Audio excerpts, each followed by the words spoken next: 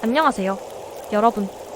오늘은 초보자분들이 잘 모를 수도 있는 차 또는 음식을 데우고 활용하는 방법에 대해서 알아보려고 합니다. 음식을 데우는 방법의 차이부터 잔상이 생기는 이유와 주의점, 그 외 기본적인 팁에 대해서 살펴보도록 하겠습니다.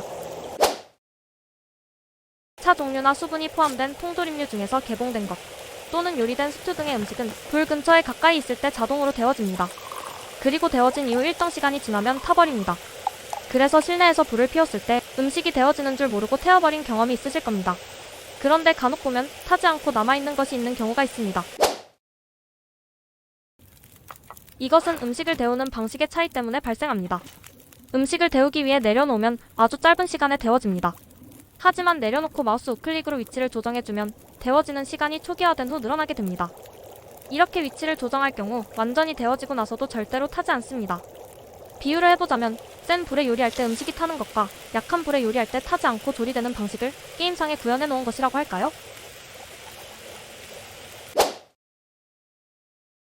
차를 데울 때 커피나 허브티는 음식 메뉴에 있고 차 종류는 의약품 메뉴에 있어서 내려놓기 번거로울 때가 있습니다. 이럴 때는 스페이스바를 누르고 원형 메뉴의 음료 탭에서 마우스 우클릭으로 선택해서 내려놓을 수 있습니다. 참고로 물을 1리터씩 내려놓을 때도 활용이 가능합니다. 물을 그냥 1리터 내려놓으면 0.5리터 2개로 내려지는데 원형 메뉴에서 우클릭으로 내려놓으면 1리터씩 내려놓을 수 있습니다. 다음은 요리 스킬에 대한 내용입니다. 직접 조리하지 않더라도 통조림을 불 근처에 내려놓고 데우기만 하면 요리 스킬 포인트를 얻을 수 있습니다. 단, 이미 한번 데운 통조림은 추가적인 포인트를 주지는 않습니다. 그리고 필드에서 잔 형태로 발견되는 커피잔이나 허브티잔의 경우 처음 데울 때에 한해서 요리 스킬 포인트를 올려줍니다.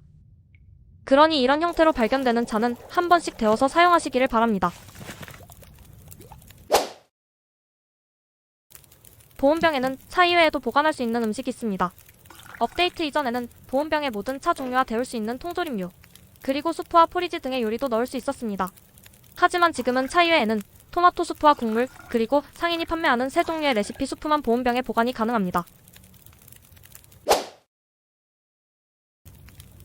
차를 보온병에 보관한 상태로 이동하려다가 눈보라가 불거나 다른 일을 추가로 해야 해서 바로 떠나지 못할 경우 보온병의 차는 점점 식어버립니다.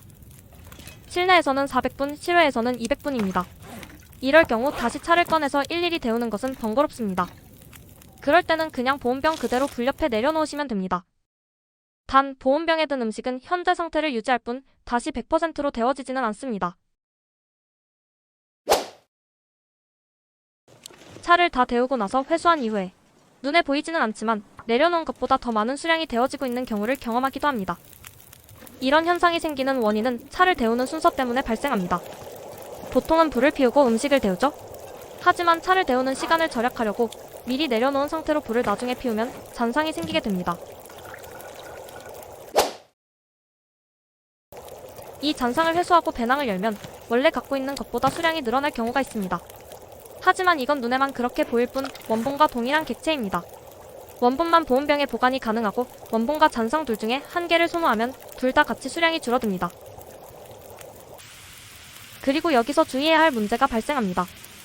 원본만 회수하고 잔상은 그대로 버려두면 잔상이 타버리는데 이때 절대로 잔상을 건드리시면 안됩니다. 보시는 것처럼 타버린 잔상을 건드려서 사라지게 되면 원본도 같이 사라집니다. 차를 데워서 마시면 따뜻한 버프를 얻습니다. 이 버프는 온도바를 40% 즉시 회복시켜주고 온도 게이지가 내려가는 속도를 50% 늦춰줍니다. 그런데 모든 차가 그런 것은 아닙니다. 대부분의 플레이어가 주로 이용하는 차는 자작나무 껍질 차일 것입니다. 계속 리젠되는 무한자원이기 때문이죠. 자작나무 차는 따뜻한 버프 1시간과 함께 상태 호전 버프 2시간도 제공합니다. 이 버프는 시간당 2.5%의 체력을 회복시켜줍니다. 그 대신 즉시 회복되는 온도가 40%가 아닌 20%입니다. 그래서 저는 보온병 2개를 들고 다닙니다. 이동거리가 짧고 기온이 비교적 높을 경우에는 자작나무 차만 마십니다. 하지만 DLC 지역과 같이 장거리 이동의 기온이 낮을 경우에는 첫 잔은 자작나무 차로 온도바를 20%만 회복하더라도 상태 호전과 따뜻한 버프를 먼저 얻고 나서 두 번째 잔은 영지차 같은 것으로 온도바 40%를 회복하는 방법을 사용합니다. 물론 상태 호전 버프는 중첩돼서 유지 시간이 늘어나기 때문에 그냥 자작나무 차만 계속 마셔도 됩니다. 이것은 개인의 취향 차이이니 편한 방법을 사용하시면 됩니다.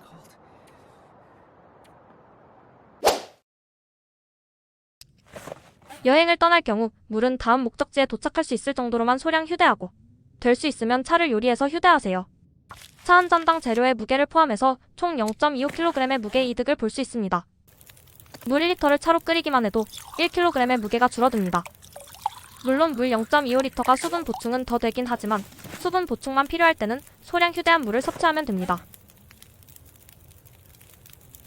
그리고 수분과 배고픔 게이지는 최대치를 유지하지 말고 항상 차 한 잔 정도는 마실 정도를 남겨두고 이동하는 습관을 기르시는 것이 좋습니다. 수분뿐만 아니라 배고픔 게이지도 여유를 두는 이유는 차에도 칼로리가 있기 때문에 수분이 최대치에 가깝더라도 칼로리를 보충할 수 있을 경우 차 한 잔을 다 마셔서 따뜻한 버프 1시간을 전부 얻을 수 있기 때문입니다.